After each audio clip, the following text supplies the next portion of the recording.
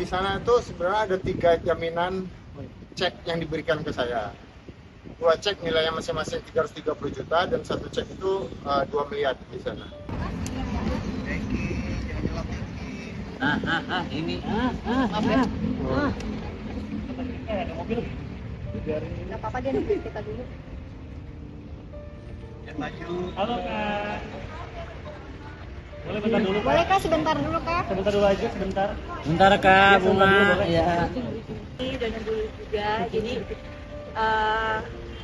geseran nih Pak, takutnya pakai. Jadi kehadiran saya ke sini, saya tuh ngedampingin suami saya, sekaligus juga menjadi saksi, bisa juga menjadi saksi ya Bang ya, atas dugaan kasus penipuan investasi ya Bang. Gitu. Tapi nanti kurang lebih detailnya bisa ditanyakan juga ke tim lawyer.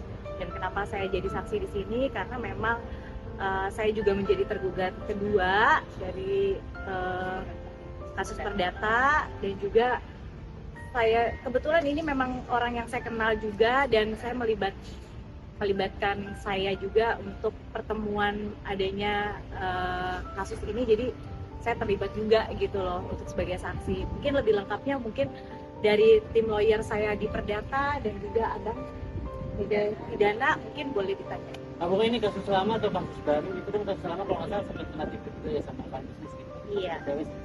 Ini kasusnya lain lagi sih sebenarnya. Kalau waktunya hampir berbarengan ya. Kasus lama yang menyangkut ke Bunga sebenarnya itu udah selesai, udah yang tersangka udah ada di posisi penjara sendiri.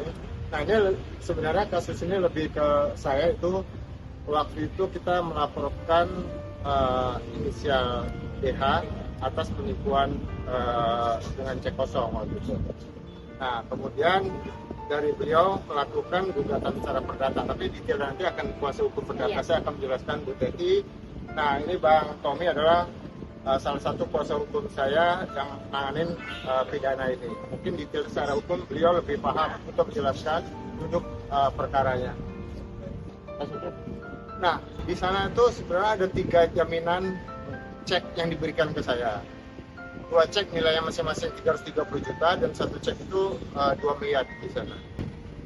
Tapi kalau kerugiannya mungkin bisa detailnya nanti Abang tim lawyer yang bisa Nah, jelaskan. total kerugian yang sudah diputusin secara perdata nanti dari kuasa hukum saya perdata mungkin Bu Teti akan menjelaskan, dan untuk pidananya salah satunya adalah dari Bang Tommy Sinulinga akan menjelaskan secara detail ya semua proses-proses yang sudah dilalui selama ini. Mungkin bisa dijelaskan Mas, kronologisnya dulu.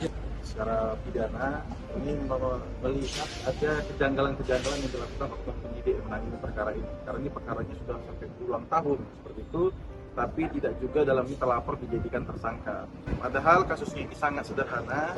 Ini dalam hal ini klien saya ini dibujuk rayu dengan dalam hal ini akan melakukan investasi batu bara. Dalam hal ini klien kami ini meminta jaminan, ya, keluarkanlah cek. Yang dalam 3 cek, 1 cek 2 miliar, ada 2 cek lagi 330 totalnya seperti itu. Nah, karena itu bujuk rayu tadi awalnya Ibu Bunga yang dibujuk rayu karena ini teman dekatnya sudah 10 tahun tapi tidak memang berkegiatan soal bisnis, lalu dimintakan jumpa dengan suami Ibu Bunga ini, Pak Sudep, dipertemukan, lantas terjadilah investasi. Nah, waktu dalam hal ini tersendat pembayaran, namanya itu menjadi sebuah jaminan, ini mau dicairkan, ternyata tidak ada uang di cek tadi, artinya itu menjadi cek kosong.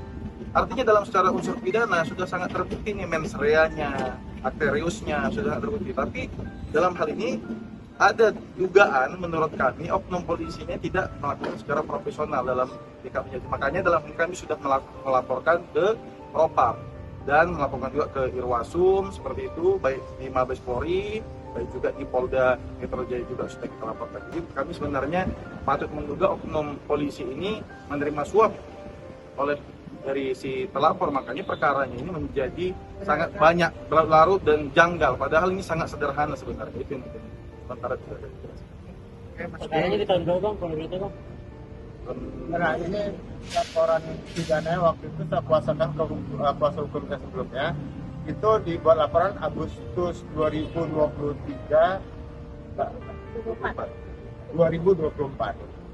Nah, kebetulan dasar bersamaan juga terlapor melakukan gugatan perdata. Mungkin dari Bu Teti sebagai kuasa hukum perdata saya bisa menjelaskan detailnya.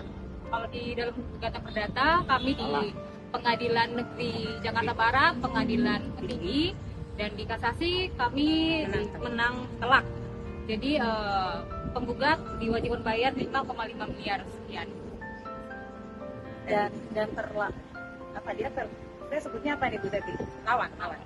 Pihak lawan juga melibatkan nama saya menjadi tergugat kedua, yang dimana sebenarnya nggak ada urusannya dengan saya, walaupun Justru korban. Iya, saya tuh korban bujuk rayu gitu loh. Ini suami saya, ya memang kalaupun memang ada urusan dengan suami saya, tidak perlu melibatkan saya sebenarnya, tapi karena lawan ini memasukkan nama saya di dalam gugatan kedua, ya akhirnya saya mau nggak mau jadi ikut terlibat gitu loh. Masuk dulu boleh ya? Wawancara lagi setelah ini ya. Ya boleh, kita mau cek dulu. Kebetulan laporannya sudah dimasukin sebenarnya ya Bang ya. Sudah di 13 Mei. 13 Mei, tapi kita hadir di sini Mabes untuk menanyakan laporan selanjutnya. Ada mau ditambahkan Pak laporan sementaranya ke Kita coba sudah mungkin setelah masuk itu. Setelah masuk boleh. Kita ke dalam dulu ya. Tapi baru mau didisposisi dan dialihkan ke Bitpropam Polda Metro. Dan belum dikirim juga sampai hari ini sudah tahap 2 minggu. Nah ini mohon jadi atensi kita bersama pada para wartawan seluruhnya. Ini kita memang sangat mempercayai sebenarnya di Propam ini sebagai penegak lah, agar Polri ini sebagai presisi seperti itu. Jadi kita inginkan dalam ini untuk secara kebijaksanaan diskresi pimpinan di Propam sendiri dalam ini melakukan ya perkara ini tetap di Propam, tidak dilimpahkan ke Polda Metro Jaya ataupun Bit Propam, sehingga dalam ini akan memberikan juga keadilan kepada korban langsung. Tapi sangat mengharapkan sebenarnya jadi kehadiran kita di sini akan langsung sebenarnya direspon ataupun diambil keterangan secara langsung apa saja, namun ternyata ini masih di level baru mau dilimpahkan ke Bit Propam Polda Metro. Jadi harapannya kami tetap percaya kepada Bapak Kapolri, ya, kepada Bapak Dit Propam untuk dalam hal ini perkara, karena surat kami ini ditujukan ke Dit Propam Polri ini sendiri. Kami mengharapkan di sinilah ditangani, karena klien saya sini Pak Subdi ini sendiri sudah hampir 2 tahun nih perkaranya, sudah ulang tahun ini perkara tipu gelap ini, ya. Dalam hal ini tidak juga memberikan kepastian hukum, tidak dalam hal ini di level naik siapa penetapan tersangkanya, dan banyaknya kejanggalan-kejanggalan yang terjadi. Kalau menurut kami 2 alat bukti sudah terpenuhi, sudah sangat tercukupi, sampai ahli pun dalam hal ini kejanggalannya pun ada. Ini benar-benar oknum ini penyidik ini kok bisa dicopot saja. Jadi mohon ini Bapak Kapolda Metro Jaya, Bapak Dit Propam dalam ini menindak tegas ini dalam hal ini. Ada apa ini? Kenapa dalam hal ini sudah terbukti diceknya kosong? Namun malah dalam hal ini sampai 2 tahun, sedangkan yang kita tahu dalam hal tindak pidana penipuan penggelapan itu ada levelnya, ada jangka waktunya. Jadi tidak bisa juga dalam ini 2 tahun, dan tidak ada juga SP2HP secara berkala yang kami peroleh tiap bulan. Nah, ini banyak kejanggalan ini rekan-rekan wartawan. Jadi kami sangat berharap pada Bapak Subdinya, Ibu Bunga tadi, kami cepat memintakan dalam hal ini perkara ini tetap di Propam seperti itu, untuk dilakukan dalam ini. Ya mungkin kami mohon untuk atensi dari para wartawan. Gak sempat baca? Dengerin aja. Klik icon text to speech, gak pakai ribet di okezone.com.